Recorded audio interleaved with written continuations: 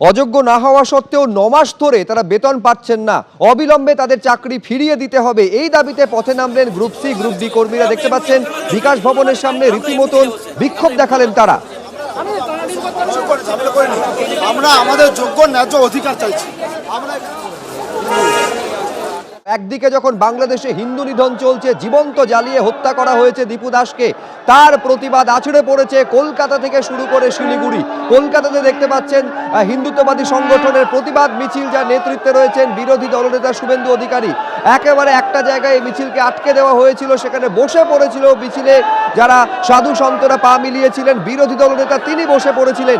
এই মুহূর্তে মিছিল আবার এগোচ্ছে বলে মনে হচ্ছে। আমাদের প্রতিনিধি শিবাশিস মৌলিক আরো বিস্তারিত বলতে পারবেন। কি ছবি এখন শিবাশিস?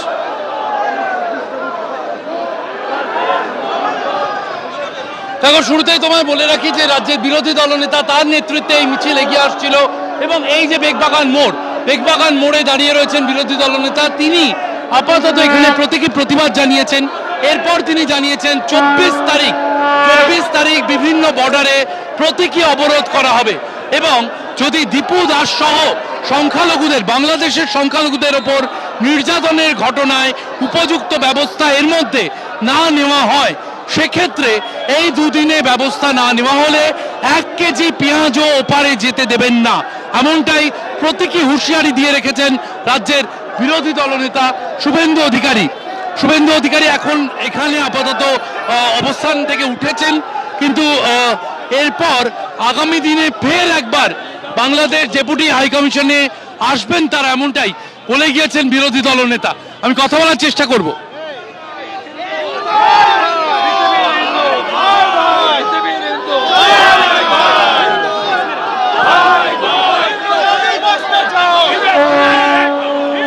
হাইকমিশনে ফের কি আপনারা,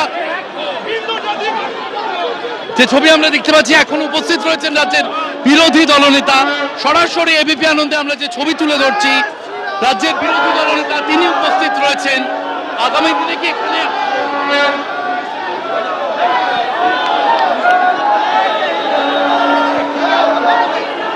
সরাসরি এই ছবি আপনারা দেখতে পাচ্ছেন। আমি আমাদের আরেক প্রতিনিধি অনির্বাণ বিশ্বাসের সঙ্গে কথা বলবো। নিয়ে আসছি, শুভেন্দু অধিকারী কি বলছেন দেখবো। বদলা চাই বিরোধী দলনেতার সঙ্গে, এবং তিনি যেমনটা বলছেন তাতে 26 তারিখে ফের একবার বাংলাদেশ ডেপুটি হাই কমিশনের দ্বারস্থ হবেন তিনি, এমনটাই জানিয়ে গেলেন রাজ্যের বিরোধী দলনেতা। এবং তিনি বললেন একেবারে বাংলাদেশ ডেপুটি হাই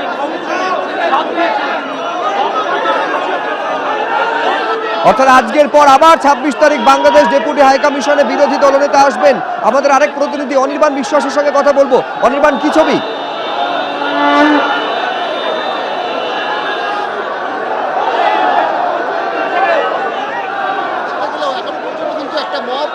দাঁড়িয়ে রয়েছে ব্যারিকেডের সামনে এবং পুলিশও কিন্তু অত্যন্ত প্রহরায় রয়েছে, কারণ বাংলাদেশ ডেপুটি হাইকমিশনের নিরাপত্তা কিন্তু কলকাতা পুলিশকে সুনিশ্চিত করতে হবে। স্বাভাবিকভাবে তুমি দেখতে পাচ্ছ যে একটা মব তারা কিন্তু দাঁড়িয়ে রয়েছে এখনো পর্যন্ত, এবং এই যে 26 তারিখের যে টাইম দিয়ে গেছেন শুভেন্দু অধিকারী, তিনি আবার আসবেন বলছেন। তার আগে বাংলাদেশের তরফ থেকে এই দীপু দাস হত্যাকাণ্ডে কী ব্যবস্থা নেওয়া হয় সেদিকে কিন্তু নজর থাকবে অবশ্যই। এবং লাগাতার গত 1.5-2 বছর ধরে যেভাবে বাংলাদেশের সংখ্যালঘু হিন্দুদের উপর অত্যাচার নেমে আসছে, যেভাবে হত্যাকাণ্ড চালানো হচ্ছে, তারই প্রতিবাদে কিন্তু আজকে মিছিল সংগঠিত হয়েছিল। এবং এই মিছিলে যে শুধুমাত্র রাজনৈতিক নেতারা ছিলেন এমনটা নয়, প্রচুর সাধু সন্ন্যাসী তারাও কিন্তু এসেছিলেন। প্রত্যেকের লক্ষ্য ছিল বাংলাদেশ হাইকমিশনের মাধ্যমে বাংলাদেশের বর্তমান যে সেখানকার সরকার রয়েছে, উপদেষ্টা মোহাম্মদ ইউনূসকে একটা বার্তা পৌঁছে দেওয়া যে ঘটনা বাংলাদেশে ঘটছে, এই ঘটনা যদি চলতে থাকে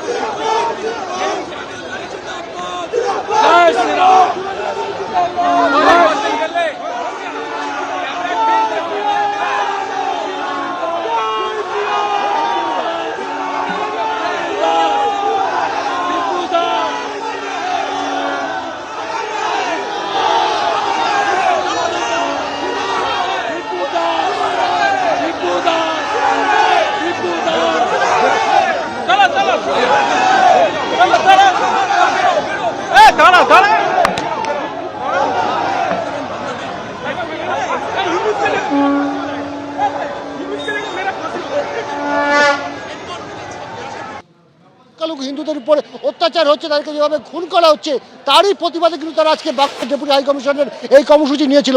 যদিও শুভেন্দু অধিকারী কিছুক্ষণ আগেই জানিয়েছেন যে 26 তারিখ তিনি কিন্তু ফের আসবেন।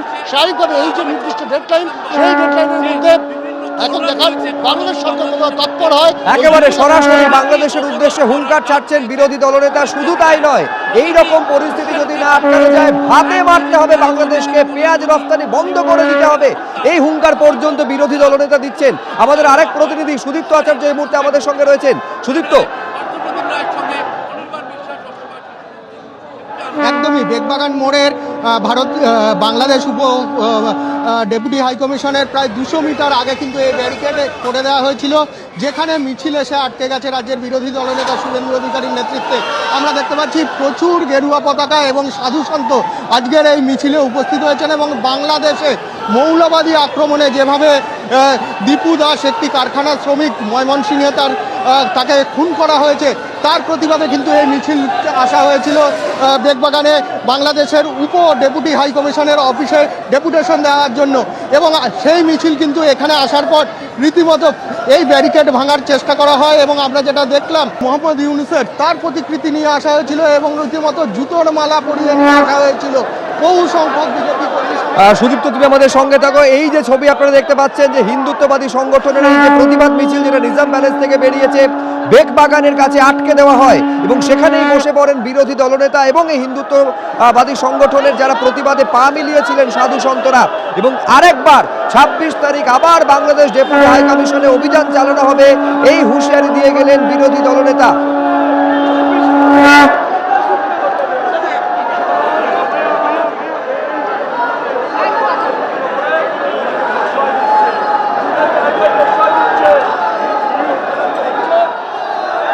বাংলাদেশের হিন্দু যুবক দীপু দাসকে যেভাবে জীবন্ত পুড়িয়ে হত্যা করা হয়েছে, তার প্রতিবাদে হিন্দুত্ববাদী সংগঠন সাধু সন্তরা তারা রাস্তায় নেমেছেন। 24 তারিখ প্রতীকী অবরোধের ডাক দেওয়া হয়েছে, 26 তারিখ আবার বাংলাদেশ ডেপুটি হাই কমিশনে অভিযান চালানো হবে, এই কথা বিরোধী দলনেতা বলছেন। যেভাবে হরগোবিন্দ দাস, চন্দন দাসকে হত্যা করা হয়েছিল, একই পরিণতি দীপু দাসের ক্ষেত্রে হয়েছে।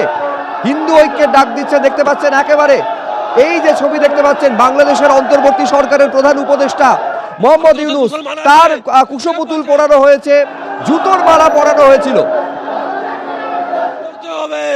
বাংলাদেশে ভারতের ঝান্ডা, বাংলাদেশে ওর করতে হবে। বাংলাদেশে এখানে লোক থাকতে দেবে না, থাকবে না, না খেলা খেলবে, এখানে চলে যা, বাংলাদেশ চলে।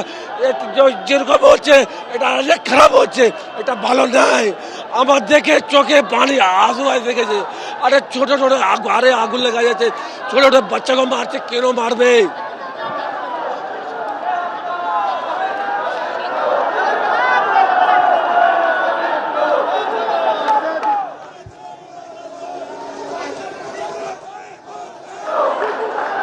ওপার বাংলায় চূড়ান্ত নৈরাজ্য চলছে, একের পর এক হামলার ঘটনা ঘটছে, আগুন ধরিয়ে দেওয়ার ঘটনা ঘটছে। দীপু দাস হিন্দু যুবক, তাকে যেভাবে পিটিয়ে জীবন্ত জ্বালিয়ে গাছের সঙ্গে বেঁধে ঝুলিয়ে হত্যা করা হয়েছে, পুড়িয়ে মারা হয়েছে, তার প্রতিবাদে এই যে ছবি আপনারা দেখতে পাচ্ছেন, নিজাম প্যালেস থেকে শুরু হয়েছিল হিন্দুত্ববাদী সংগঠনের প্রতিবাদ মিছিল, যার নেতৃত্ব দিয়েছেন বিরোধী দলনেতা। এবিপি আনন্দ, এগিয়ে থাকে, এগিয়ে রাখে।